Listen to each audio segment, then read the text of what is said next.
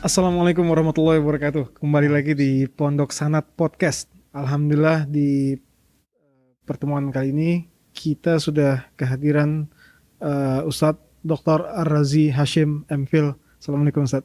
Waalaikumsalam warahmatullahi wabarakatuh. Alhamdulillah. Oke, sebelum kita mulai, seperti biasa, bagi antum yang ingin mendapatkan ini, notebook handmade dari cat air yang diprint dengan gambar Masjid Ba'alawi dari Tarim dengan tulisan Ya Tarim wa Ahlaha. Nah, ini caranya untuk dapetin ini, langsung aja follow di Instagramnya Pondok Sanat. Di situ ada informasi lengkapnya. Setiap minggunya kita bagikan 3 buah notebook ini, ya, notebook untuk mencatat. Nah, insya Allah kalau kita dengan mencatat lebih cepat nempel, lebih lama nempelnya pelajaran-pelajaran yang dicatat, insya Allah. Oke, baik. Ustadz, jadi beberapa waktu lalu Ana sering melihat video-video antum di YouTube.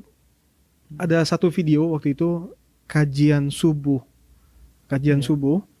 Ana lupa waktu itu di masjid mana. Nah, di ceramah itu antum bilang bahwa perbedaan utama antara munafik dengan mukmin adalah berjamaah di subuh hari. Ya. Nah, ini banyak orang termasuk saya gitu mungkin nggak sadar akan hal ini gitu. Yeah. Cuman sebelum masuk ke kenapa, mungkin antum bisa jelaskan apa itu munafik, sifat munafik ini. Cuman terkadang Ana suka bingung juga antara sifat atau sikap, karena ini munafik ini penyakit hati tapi terlihat di kegiatan orang, di perbuatannya terlihat antara sifat atau sikap gitu. Fadhol Ustaz. Ya, bismillahirrahmanirrahim. Alhamdulillah wassalatu wassalamu ala Rasulillah wa ba'du. Teman-teman Pondok Sanat dimulakan Allah. Ketika kita membaca munafik, kata munafik itu dari kata nafaqa, yaitu wazannya fa'ala. Nafaqa itu mirip dengan nafaqa, infak, anfaqa, yunfiku, infak. Infak artinya membelanjakan, mengeluarkan. Tapi ketika dikasih wazan fa'ala, maka dia berarti ikhraj ma laysa fi batinihi, mengeluarkan, menampakkan sesuatu yang tidak sesuai dengan yang di dalam hatinya. Jadi hatinya menampilkan saleh, tapi dalam kolbunya tidak ada kesolehan itu. Kepalanya ruku, tapi hatinya tidak ruku. Kepalanya sujud, tapi jiwanya tidak sujud. Nah, maka orang-orang seperti ini disebut dengan munafik, secara harfiah. Jadi setiap aktivitas yang berbeda dengan lahir dan batinnya, artinya batinnya sebenarnya busuk, tapi yang ditampilkan baik, maka disebut munafik. Dan tidak ada kita yang selamat dari itu. Jadi ketika tadi Habib mengatakan, saya khawatir, betul, saya juga khawatir tentang diri saya sendiri. Karena inilah kata Sayyidina Al-Hasan Al-Basri, murid Sayyidina Ali, karamallahu wajhah, ma khafahu illa mu'min. Dalam hadis Bukhari di judul bab, tarjamatul bab, dikatakan tidaklah merasa aman dari kemunafikan itu, baik sikap ataupun sifat, kecuali dia mukmin. Insya Allah kita mukmin. Ya. Wa ma aminahu illa munafik. Siapa yang merasa dia tidak munafik, maka dialah munafik. Jadi kita setiap hari harus menuduh diri kita, kamu munafik, saya munafik, dan kita punya kemunafikan itu setiap hari. Masya Allah. Nah, cuman kenapa pembedanya ini sampai ke sholat subuh? Ada apa dengan sholat subuh dan isya juga gitu? Okay. Ada apa dengan sholat subuh? Yang isya? paling indah kalau kita baca itu dengan asbabul wurud, karena hadis itu pasti ada kronologisnya.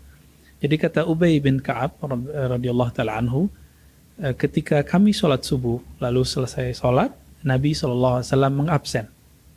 Hal syahida fulan, hal shalla fulan, apakah si fulan hadir? Apakah si fulan hadir? Lalu sahabat mengatakan, si anu hadir, si anu tidak hadir. Ya. Kemudian Nabi SAW mengatakan, inna asqalas salah, ya, sesungguhnya salat yang paling asqal artinya berat, asyad, ya, alal munafikin, terhadap orang munafik, 2, al-isya wal fajr, isya dan fajar. Tapi tidak disebutkan di situ kenapa. Lalu Imam Ibn Hajar dalam syarahnya mengatakan karena waktu malam dan subuh itu, kalau isya adalah waktu raha, sedangkan subuh adalah waktu lazatun naum. Jadi kita rehat, kita santai di rumah, itu yang kita suka. Sedangkan subuh itu waktu lezatnya tidur. Lalu ada yang kedua, kata beliau, Isya dan subuh ini adalah waktu seorang mukmin membuka rahasia-rahasia tentang dirinya, tentang agamanya, ya, tentang jiwanya. Yafuzu bihil mu'min, yang seorang mukmin mendapatkan keuntungan rohani di sana. Nah, sedangkan mereka tidak mengolah rohaninya di saat-saat itu. Jadi pembeda abadi antara seorang mukmin dengan munafik itu dilihat dari lailnya, malamnya ngapain. Awal malam sama ujung malam. Itulah Isya dan subuh. Nah, berarti kayak begitu dibilang berjamaah sholat subuh, itu mungkin setengahnya setengah orang yang munafik gitu, setengah orang Islam yang munafik, karena jarang sekali orang yang sholat subuh berjamaah. Dan kalaupun misalnya dia berjamaah di rumah, misalnya dengan istri gitu kan, setidaknya ada dalam 1 bulan tuh seminggu dia nggak berjamaah dengan istri karena istri berhalangan gitu misalnya. Berarti ada seminggu setiap bulan tuh dia adalah orang yang munafik gitu misalnya. Nah itu apa seperti itu? Hadis yang tadi itu berbicara tentang taksimul munafikin, sebenarnya pembagian munafik. Jadi munafik itu terbagi 2. Kalau di Quran setiap kali ada ancaman bagi orang munafik, ya, wabasyiril munafiqin, beri kabar ke orang munafik bahwa mereka dapat azab yang pedih gitu ya. Itu adalah munafik yang kubra. Jadi ada nifak yang kabir, yang besar, ada nifak yang saghir. Nifak yang kabir itu yang memenuhi 4 pencirian yang Nabi katakan, ayatul munafik 4, ya, atau 4 ciri-ciri orang munafik ada 4. Itu kita sudah hafal dari kecil ya, berkalam bohong, berjanji suka ingkar, diberi amanah khianat, jika bermusuh-musuhan dia berdendam kusumat. Di hadis lain 3, dan di Bukhari itu dikatakan siapa yang mempunyai salah satu karakter itu berarti ada munafik kecil dalam dirinya. Kira-kira begitu kalau kita terjemahkan secara bebas. Tapi kalau sudah mencukupi 3 itu atau 4, maka dia sudah disebut munafik wusta atau munafik yang kubra. Jadi jika dibagi 2, kecil besar, atau dibagi 3, kecil menengah besar. Seperti itu. Dan orang yang tidak hadir waktu sholat subuh belum tentu dia munafik yang besar itu. Mungkin dia mempunyai masalah sendiri. Tapi hadis ini bukan untuk menilai tetangga atau teman. Hadis itu untuk kita sendiri. Oke. Ya. Masya Allah, Masya Allah. Nah, di surat Al-Munafikun di situ Allah menyebutkan kata waspada. Kata waspada. Nah, ini gimana waspada yang benar gitu? Karena kalau salah-salah kita suuzon justru, langsung ngecap gitu kan. Padahal mesti kita waspada gitu. Nah, seperti apa sih waspada? Atau bukan kita suuzon, tapi misalnya kita menceritakan ke keluarga gitu bahwa dia ini orang munafik gitu. Tapi waktu kita menceritakan keburukan dia yang lainnya pun kita masukin juga, jadi gibah gitu misalnya. Nah, sebenarnya waspada itu seperti apa yang dianjurkan itu? Ya, Al-Qur'annya surat Al-Munafikun kan menyebut fahdharhum qatalahumullah anna yufakun. Berhati-hatilah terhadap mereka, kan begitu. Tapi ayat ini bukan berbicara tentang munafik yang kecil. Ini munafik besar, yaitu seperti Abdullah bin Ubay bin Salul. Itu munafiknya besar. Jangankan orang biasa, ya, istri Nabi pun dia tuduh yang macam-macam. Dan munafik rata-rata mereka bermain dalam hal-hal yang strategis. Jadi ini bukan masalah-masalah yang kecil-kecil ya. Jadi fahzarhum di situ artinya berhati-hati terhadap mereka, artinya jangan sikoh terhadap mereka. Jangan kita percaya dengan kalamnya. Karena di ayat awalnya itu dikatakan wa idza ra'aitahum tu'jibuka ajsamuhum. Jika engkau melihat mereka, kamu akan takjub, tertarik dengan jisimnya. Jisim ini kan penampilan zahir. Jika mereka berbicara, kamu akan tertarik dengan kalam-kalamnya. Karena kalamnya itu pasti dipoles. Menarik. Sangat menarik. Jadi ayat ini sedang mengatakan fahzarhum, bukan berarti kita tidak berinteraksi dengan mereka. Pasti kita berinteraksi, atau jangan-jangan sifat itu ada pada kita. Fahzarhum ini juga bisa diartikan hati-hati terhadap mereka, hati-hati terhadap sifat mereka kalau ada dalam dirimu. Bisa juga begitu. Masya Allah. Dalam surat An-Fikun juga itu Allah berfirman, sesungguhnya Allah tidak akan memberi petunjuk kepada orang-orang yang fasik, Iya, dibilangnya. betul. Nah, ini munafik ini termasuk fasik atau fasik termasuk munafik? Dan apa ini artinya Allah memang menutup hidayah untuk orang munafik? Nah, kalau menutup hidayah berarti bagaimana dia bisa bertobat gitu? Itu apa seperti itu? Fasik dan munafik itu sebenarnya ada taradufnya, jadi bersinonim. Karena kata fasik, fasaqa, yafsuku, fisqan, itu berarti khuruj juga sama, khuruj minat ta'ah. Jadi orang yang keluar dari taat disebut dengan fasik. Sedangkan munafik yang menzahirkan yang berbeda dengan dalam dirinya. Jadi ujung dari kemunafikan itu adalah orang jadi fasik. Karena ketika dia sudah terbiasa melahirkan apa yang bukan sebenarnya, menzahirkan yang tidak sebenarnya di dalam dirinya, lama-lama dia menjadi fasik. Maka ayat ini mengatakan sesungguhnya Allah la yahdil qaumal fasikin. Kembali kepada surat, jadi karakter hidayah itu terbagi dua ya. Ke surat Asy-Syura, 2 ayat setelah laisa kamitsli syai', 11, 12 ya, 12 atau 13 itu. Apa kata Allah SWT? Allahu yajtabi ilaihi man yasha wa yahdi ilaihi man yunib. Jadi karakter hidayah itu dua. Pertama, ada orang yang Allah ambil, seperti para nabi, para wali. Ada yang diambil utuh, sama akal-akalnya hilang, majzub. Kita di Jawa disebut majdub. Ya. Ada yang diambil separuh, seperti kita, ya semoga kita termasuk ya. Diambil separuh lalu dibiarkan pikiran ini bergerak sendiri. Nah, maka kita masih ada yang kita syak di dalam diri kita atau pertanyaan-pertanyaan dalam hati. Ya jitabi, Allah pilih. Jadi para wali, para nabi, para rasul, itu bagian ini. Tapi ada yang kedua, wa yahdi ilaihi may yunib. Yang Allah kasih jalan hidayah itu yang yunib. Yunib anaba. Anaba ini yang mau datang dan sadar kepada Allah Subhanahu wa taala. Munafik itu tidak pernah sadar bahwa dia munafik. Dia tidak mau mengakui bahwa dirinya salah. Ya, mirip-mirip psikopat lah. Jadi kenapa Allah suka kepada pendosa yang sadar? Karena dia mau sadar, bukan dosanya. Sedangkan munafik, dia berbuat dosa dan dia tidak pernah merasa berdosa. Ini perbedaan antara muznib at-taib dengan al-munafik al-asim. Ini beda. Jadi antara orang yang berdosa tapi mau sadar dengan munafik tapi psikopat. Itu berbeda selalu. Munafik ini nggak berhubungan dengan ilmu, Ustaz ya? Maksudnya karena enggak. banyak yang punya ilmu, ulama gitu, tapi tergolong ke munafik. Enggak, dulu yang disebut ulama itu kan al-arif billah. Orang yang kenal Allah. Kenal itu dengan apa? Kenal itu dengan banyak hal. Ada secara zahir, ada secara batin.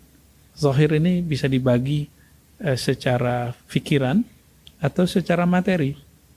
Lebih tepatnya secara fikiran. Jadi saya berpikir bahwa Allah ada, lalu saya menemukan dalilnya, maka kemudian saya percaya ada Allah. Gitu. Ada yang secara batin. Nah, secara batin ini yang jadi masalah. Bahwa orang ketika dia sudah oke dalam pikirannya, tapi hatinya tidak nyambung. Kemunafikan itu adalah marad, fi qulubihim marad. Di dalam kolbu mereka ada penyakit. Nah, jadi kemunafikan itu adalah sebuah penyakit dalam diri. Fazadahumullahu marada. Walaupun beberapa ahli tafsir mengatakan ini penyakit majazi, bagi saya tidak. Ini penyakit hakiki. Penyakit hakiki itu adanya di dalam kolbunya. Maka kolbu di dalam Al-Quran terbagi 3. Kolbun marid, kolbun mayyit, kolbun salim. Sebenarnya ada pembagian lagi ya. Kolbu yang munafik itu yang sudah kubro, dia sudah mayyit. Tapi kalau sughra baru marid. Kolbu yang sakit, kolbu mati, kolbu yang bercahaya, yang selamat. Nah, kolbu yang sakit ini dicirikan dengan sederhana aja. Kalau saya sehat, saya akan menikmati makanan. Misalnya Habib suka makan apa nih misalnya? Sate misalnya. Sate. Kalau lagi sakit, masih makan sate nggak? Atau malah mau mual? Iya. Nah, kita mau mual. Betul. Kira-kira seperti itu. Orang-orang munafik itu, jika diberikan makanan rohani, itu pasti keluar. Dia akan muntah. Kita ajak zikir, kita ajak ta'lid, kita ajak benar, ya, itu dia akan mengeluarkan semuanya. Jadi tidak akan menerima. Kenapa? Karena fi qulubihim marad. Tapi dia berusaha menelannya. Gitu. Kalau yang sudah mayit, la yakbal. Ya, ayang kana, ya. Gimana pun dia nggak akan terima. Sawa'un alaihim anzartahum am lam tunzirhum la yu'minun. Nah, ini sudah jadi kafir. Jadi puncak dari kemunafikan itu ya kufur juga. Tapi justru kemunafikan itu yang lebih berbahaya karena musuh dalam selimut. Iya, karena sering kita lihat memang pintar, yang dibilang ulama pintar, tapi dia bukannya mengajak mendekat, tapi menjauh kepada Allah kita melihatnya. Bahkan sampai mengajak perpecahan dengan menunjuk-nunjuk yang lain gitu. Okay. Dia yang paling benar. Itu berarti termasuk dalam golongan munafik atau? Oh, belum tentu ya. Kalau di Quran kan dikatakan waman ahsanu qawlan mimman da'a ilallah, ya. Siapa yang lebih baik kalamnya daripada orang yang mengajak kepada Allah. Jadi sekarang ada orang yang katanya da'i ilallah tapi tidak tahu jalan kepada Allah. Akhirnya dia mengajak ke dalam dirinya sendiri, kepada egonya sendiri. Imam Ghazali menulis kitab Ihya Ulumuddin itu bukan untuk orang awam, tapi untuk ulama dan fuqaha. Ulama fuqaha yang ngurusin dalil yang zahir, tapi dia lupa ngurus kalbunya. Seperti kita-kita inilah ya, ngaji kitab segala macam, berceramah, tapi kita lupa menceramahi diri sendiri. Kita ngaji kitab yang tertulis, tapi kita lupa mengkaji kitab yang ada dalam diri kita sendiri. Wa fi anfusikum afala tubsirun. Maka Imam Ghazali memberikan 4 jilid Ihya Ulumuddin. Sebenarnya yang paling inti adalah jilid ketiga dan keempat. Jadi jika kita lihat karya Imam Ghazali ini, terbukti bahwa orang alim bisa munafik. Ya, cuma pencirannya belum tentu ketika dia ngajak orang berpecah. Ya, berpecah ini kan bisa karena pemikiran mazhab, bisa karena politik, bisa karena emang hatinya busuk. Nah, yang ketiga ini baru munafik. Kalau cuma karena perbedaan pergerakan politik, itu kita sudah mafhum. Sayyidina Ali beda dengan Sayyidina Muawiyah. Sayyidina Ali beda dengan Sayyidatina Aisyah. Jadi para sahabat pun beda. Sayyidina Umar itu berbeda dengan orang-orang Ansar. Jadi ikhtilaf siyasi. Perbedaan politik bukan berarti perpecahan umat. Tapi perbedaan iman baru berbeda. Orang-orang seperti ini yang kita sebut munafik. Iya, yang berbahaya lah. Iya. Kalau ini banyak kita kan ketemu orang-orang yang seperti ini nih di keseharian gitu ya. Sebagai contoh misalnya di kita berbisnis atau berdagang gitu. Karena orang munafik ini pintar biasanya. Terlihat pintar gitu kan, dia bisa masuk sana, bisa masuk ke sini, seperti bunglon dia ini. Nah, ada bisnis kita atau dagangan kita yang jadi karena bantuan dia misalnya gitu loh. Ini gimana kita menyikapi ini nih? Apa kita mesti karena dia terlihat membantu kita gitu. Ya, jangankan orang munafik, orang yang soleh saja ketika membantu seseorang belum tentu niatnya tulus membantu orang. Bisa jadi ingin memperkaya dirinya sendiri. Apalagi munafik. Bedanya munafik la yufarriq bainal halali wal haram, ya. Dia tidak lihat halal haram. Ya.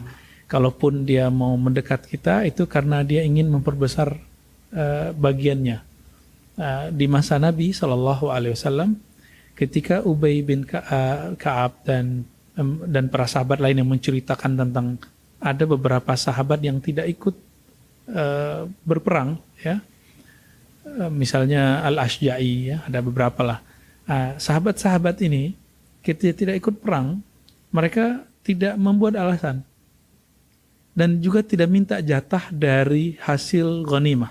Rampasan perang. Ya, ada puluhan, sekitar 50-an munafik. Jadi orang munafik tidak disebut sahabat. Ini perbedaan istilah kita dengan kelompok yang benci dengan sahabat. Ya, mereka menyebut sahabat itu munafik. Nah, kita Ahlus Sunnah tidak pernah menyebut munafik itu sahabat. Jadi tidak boleh ada kalimat inda sahabah munafikun. Di kalangan sahabat ada munafik. Nah, ini diksinya salah. Berarti tidak paham ilmu akidah dan ilmu hadis. Mereka di antara yang munafik ini datang kepada Nabi SAW membuat 1000 alasan kenapa tidak ikut perang, yaitu sakit dan segala macamnya. Supaya apa? Supaya dapat ghanimah. Supaya dapat harta rampasan perang. Sedangkan ada 3 sahabat, dia tidak mau buat alasan. Mereka mengatakan, kami tidak ikut perang karena emang kami tidak ikut perang. Jadi tidak ada alasan. Nabi ajar mereka untuk membersihkan kolbunya selama 40 hari tidak disapa, dipisahkan dari istri. Apakah mereka berubah lillahi ta'ala atau tidak? Jadi ini salah satu terapi kalau mau membebaskan diri dari kemunafikan, yaitu bermujahadah selama 40 hari. Nah, ini dari hadis Imam Muslim. Wow, Masya Allah. Ya, tadi antum nanya gimana interaksi kita dengan mereka ya? Iya, interaksi ini. Secara zahir, karena setelah Huzaifah al-Yamani tidak boleh lagi kita mencap orang munafik secara mutlak, maka kita pakai ayat fahzarhum, cukup hati-hati. Ya, jadi tidak boleh ngecap. Siapa tahu besok dia menjadi orang soleh. Ya. Atau kita bisa jadi hari ini munafik, besok menjadi benar. Tapi kalau sudah munafik kubra, ini tidak akan pernah bisa benar. Ya, la yahdi, Allah tidak memberi. Ya. Jadi memang yang munafik kubro tadi itu bagaimana cara dia bertaubat gitu. Kalau misalnya memang dia nggak merasa, nggak bakal bisa tobat. memang nggak bakal Munafik bisa taubat. tidak bisa tobat. Karena penyakitnya kalau dalam ilmu hadis dhaifnya sudah jiddan. Dhaifnya jadi dhaif biasa bisa naik jadi hasan, bahkan jadi sahih. Sedangkan mereka ini dhaifnya sudah jiddan, sudah parah. Namun Sidi Ahmad Tijani dalam kitab beliau Al-Fathur Rabbani mengatakan ini hanya bisa diselamatkan jika bertemu dengan ahlullah. Tapi sekelas Abdullah bin Ubay bin Salul itu nggak selamat. Cuma karena Rasulullah husnuzannya tinggi. Rasulullah ini pemaaf, walaupun pernah disakiti, tetap menyolati beliau. Itulah akhir sholat beliau terhadap orang munafik. Jadi Nabi sendiri berusaha bermuamalah sebaik mungkin. Nah, ini sebelum kita tutup, jadi memang orang-orang munafik yang kubro itu tidak boleh disolatkan. Bukan, itu di masa Rasulullah. Di masa Rasulullah. Di masa Rasulullah, ketika al-munafik itu sudah dita'yin, sudah ditentukan orangnya, dan ini kemudian disirkan kepada Huzaifah al-Yamani. Ini sebagai contoh. Jadi tidak semua yang sahabat katakan munafik itu munafik. Jadi harus ada tanda tangan dari Rasulullah, kira-kira begitu.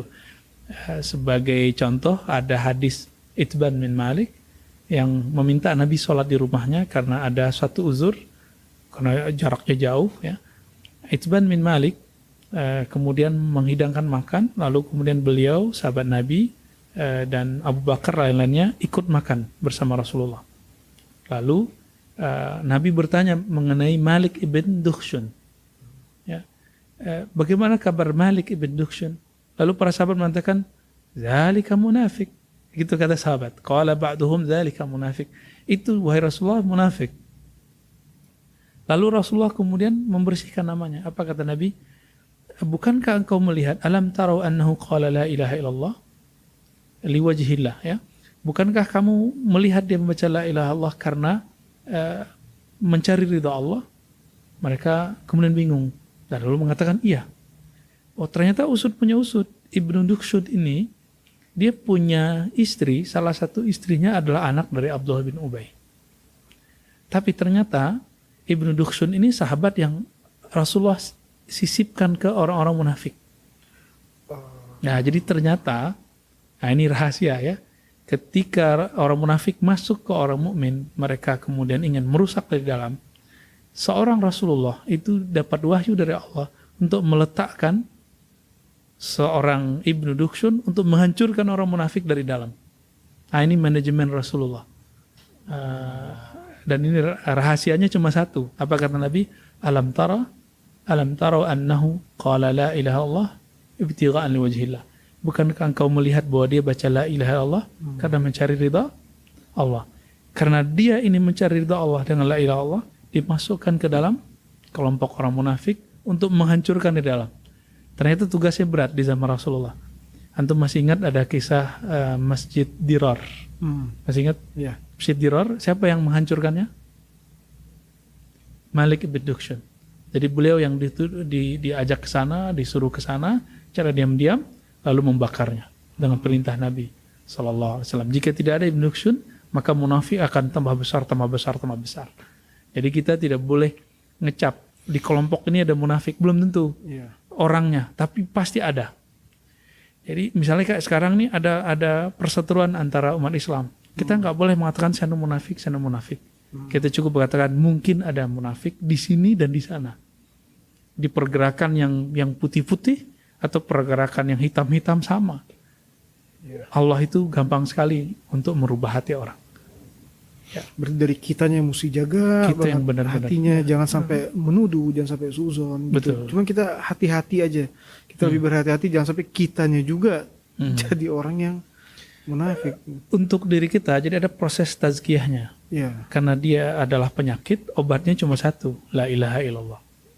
Nah, ambil ilmunya dari ahlinya, karena teknik membaca la ilaha illallah supaya bisa membakar sifat kemunafikan itu harus ditalkinkan. Seperti Sayyidina Ali karramallahu wajhah mendapat talkinkan itu dari Nabi. Abu Bakar, Umar mendapatkan talkin zikir dari Nabi. Nah, nanti talkin bimbingannya mereka bisa mengikis, membakar sifat-sifat kalau ada munafik dalam diri kita. Setiap kali kita terjebak, nanti kita sadar sendiri. Karena cahaya itu akan membimbing terus. Itu. Ya. Masya Allah. Subhanallah, itu resepnya. Nah, waktu di zaman Rasulullah dulu, seperti apa orang-orang munafik terhadap Rasulullah? Dan bagaimana Rasulullah menyikapi kepada mereka, sikap Rasul itu seperti apa kepada mereka? Orang munafik di zaman Nabi yang paling jelas disebut adalah yang tadi kita sebut, Abdullah bin Ubay bin Salul. Ya. Abdullah bin Ubay bin Salul ini karakternya itu, silakan antum baca surat Nur, bagaimana Abdullah bin Ubay bin Salul ini walaupun namanya Abdullah, tapi dia sebenarnya Abdul Syaitan, ya. Abdul Syuhrah, dia pengen mencari popularitas. Dia menyebarkan kabar palsu mengenai keluarga-keluarga Nabi. Dia memecah di antara umat Islam. Jadi Aisyah, istri Nabi, dia sebut fahisyah, pelaku keji. Kemudian ketika Nabi SAW membuat perjanjian politik dengan orang-orang Yahudi dan segala macamnya, itu yang merusak dia. Jadi dia masuk selalu lewat jalur dalam, bawah tanah. Ini yang dikatakan dalam kamus bahasa Arab, munafik itu sebutan untuk ular yang jalan di jalur bawah tanah, lalu keluar muncul tiba-tiba di ujung jalan. Itu salah satu karakter munafik. Tiba-tiba dimuncul di seberang untuk menghancurkan kita. Ini terjadi pada zaman Nabi. Makanya muncul ayat, jangan pilih aulia kamu dari kalangan munafikin. Aulia di situ artinya teman. Ya, teman berpolitik, teman dalam bertransaksi, teman dalam artian teman garib, ya, yang dekat. Kalau teman jauh itu lain cerita. Jadi zaman Nabi potret ini sangat jelas sekali, yang suka menyebar fitnah, menyebar tuhmah, ya, semua tuduhan-tuduhan palsu, lalu menghancurkan barisan umat Islam. Karakter mereka begitu, ya, antasya al-fitnatu, ya, agar menyebarkan fitnah, kekacauan di kalangan orang Islam, orang-orang beriman. Yang antum lihat hari ini, kan ulama kita sekarang mulai kacau, para habaib kita mulai mengkritik. Ya, sebenarnya bukan salah mereka, tapi ada orang yang menyusup di antara mereka. Ini harus kita kejar ini orang. Ya, ini yang kita harus hajar mereka, ya, supaya kembali lagi kepada khitah yang sudah ada. Innamal mu'minuna ikhwah. Ya. Jadi dan untuk obat tadi buat kita itu la ilaha illallah. La ilaha Zikir illallah, itu ya. untuk mengikis rasa sifat munafik itu tadi Iya. ya. Masya Allah, alhamdulillah. Terima kasih banyak Alhamdulillah. Ustaz Ar-Razi Alhamdulillah. atas tausiahnya.